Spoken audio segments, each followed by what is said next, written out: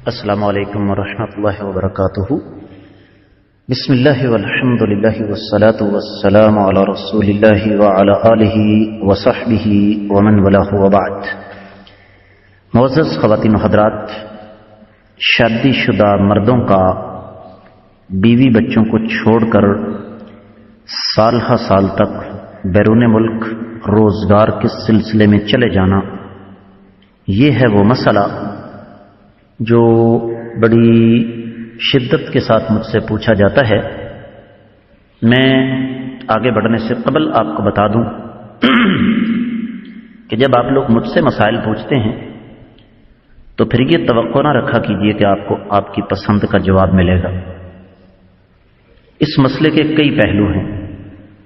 مثلا سب سے پہلی بات تو یہ ہے کہ جتنی محنت ہم لوگ بیرون ملک جا کر کرتے ہیں، اگر اتنی محنت اپنے ملک کے اندر کریں تو اللہ کے فضل و کرم سے ملک بھی ترقی کرے گا اور ہمیں بھی اللہ تعالیٰ پاکیزہ اور حلال رزق عطا فرمائیں گے۔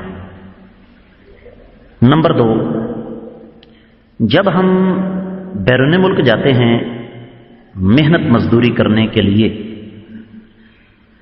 تو ہمیں ایک چیز ملتی ہے، وہ بھی محدود مقدار میں، اور وہ ہے پیسہ۔ لیکن اس کے عوض ہم کس کس چیز سے محروم ہو جاتے ہیں یہ ہم نے کبھی غور نہیں کیا۔ مثلا سب سے پہلے جو چیز ختم ہوتی ہے نا، وہ آپ کی پہچان ہے۔ آپ میری اس بات سے اتفاق کریں گے کہ جب آپ 2 یا 3 سال کے بعد اپنے وطن لوٹتے ہیں تو آپ کو اپنی پہچان کروانا پڑتی ہے۔ لوگوں میں اجنبیت کا احساس آپ کے لیے مسلسل بڑھتا چلا جاتا ہے، اور ایک وقت ایسا آتا ہے کہ آپ جب اپنے ہی محلے میں تشریف لاتے ہیں تو آپ کے محلے دار لوگوں سے پوچھتے ہیں کہ یہ آدمی کون ہے۔ نمبر 2، آپ جب پردیس جاتے ہیں تو اس کا آپ کی ازواجی زندگی پر 1 نہیں 2 نہیں 3 4 حوالوں سے انتہائی منفی اثر پڑتا ہے۔ ہوتا کیا ہے، آدمی پردیس گیا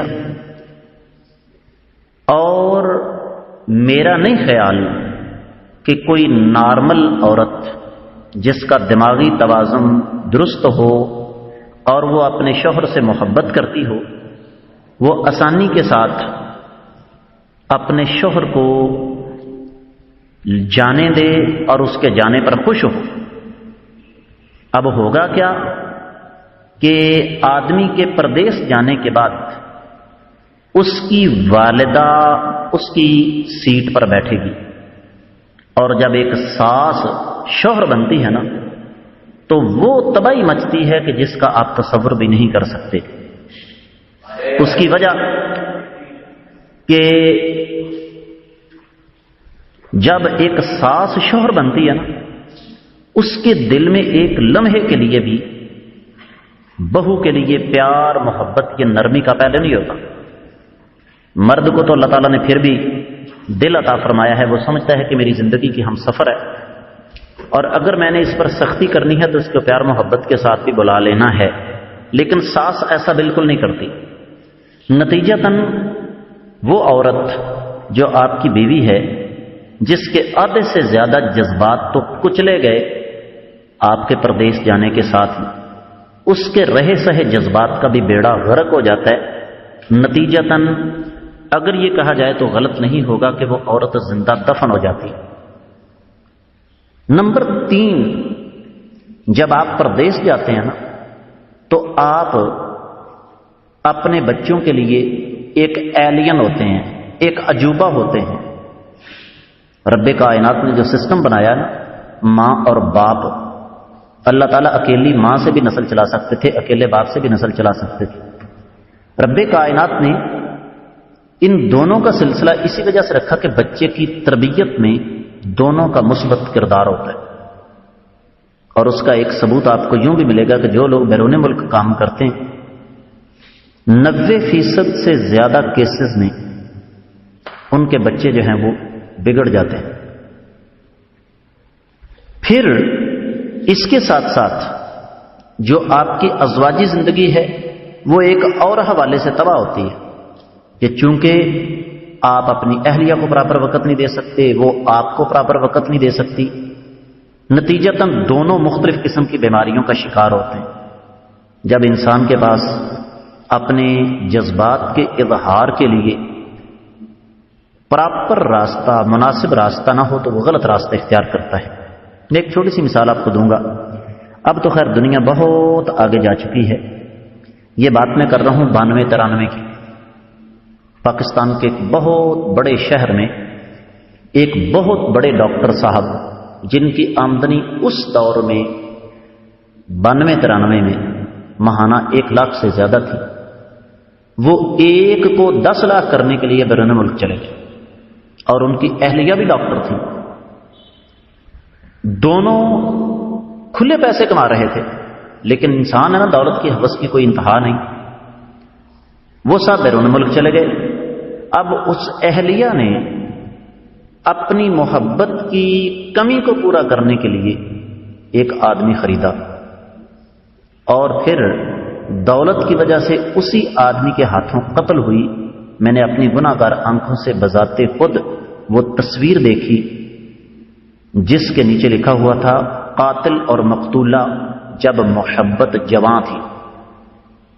اس کے علاوہ جب آپ بیرون ملک جاتے ہیں، میں چونکہ پردیس میں رہ چکا ہوں حصول تعلیم کے سلسلے میں، مجھے پتہ ہے کہ پردیس میں لوگوں کے مسائل کیا ہے۔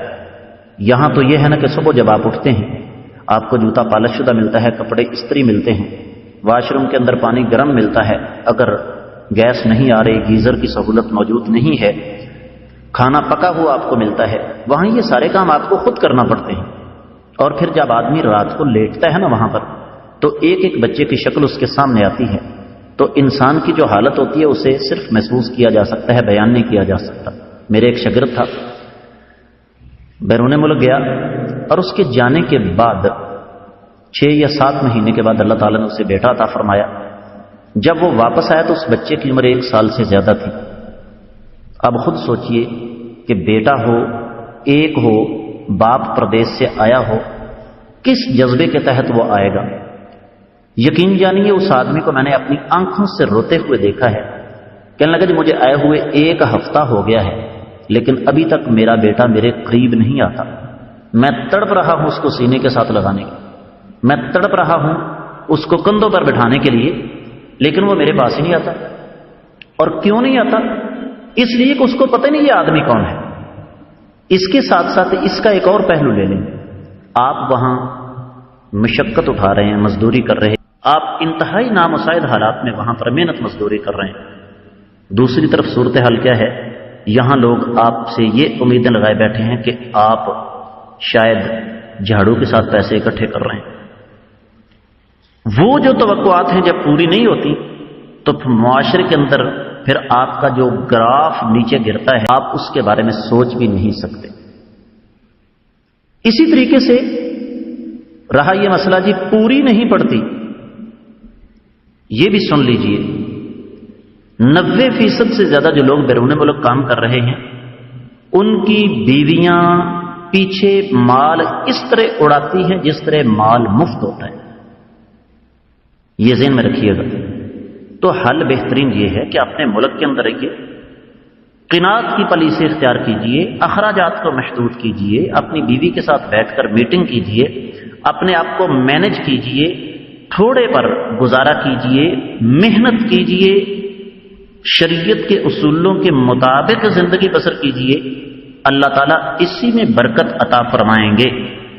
پردیس جا کے مال کمانے سے آپ کو پیسہ تو مل جائے گا، لیکن اتنا کچھ آپ کھوئیں گے کہ آپ سوچ بھی نہیں سکتے۔ تھوڑا سا غور کیجئے تو آپ کو میری ان باتوں کی گہرائی کا علم ہوگا کہ آپ پیسے کمانے کے چکر میں کیا کچھ گوا رہے ہیں۔ امید ہے کہ آپ کو سمجھ آ گئی ہوگی۔ اللہ تعالی ہمیں سمجھنے کی توفیق عطا فرمائے۔